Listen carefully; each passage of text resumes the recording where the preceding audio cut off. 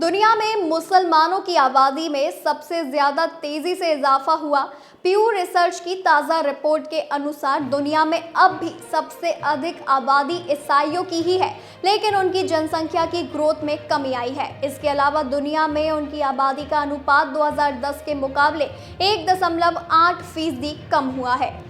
फिलहाल दुनिया में ईसाई आबादी 2.3 अरब है और पूरी दुनिया की जनसंख्या में इनकी 28.8% की हिस्सेदारी भी है। इस तरह ईसाइयों की आबादी का अनुपात कम हुआ तो वहीं मुस्लिमों की जनसंख्या का प्रतिशत दुनिया में 1.8% ही बढ़ गया है।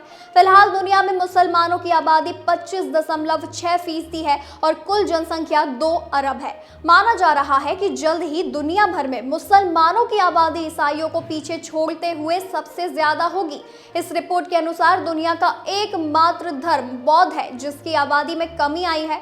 जी हां, बता दें कि 2010 में बौद्धों की आबादी में 1.9 की कमी आई है। इसके चलते दुनिया की आबादी में बौद्धों का अनुपात 0.8% घटकर 4.1% ही रह गया। इस तरह भारत में पैदा हुए बौद्ध धर्म के लोगों की संख्या बढ़ने की बजाय कम हो रही है। इसकी एक वजह जन्म दर का कम होना है तो दूसरा कारण धर्म से विमुख होना भी है।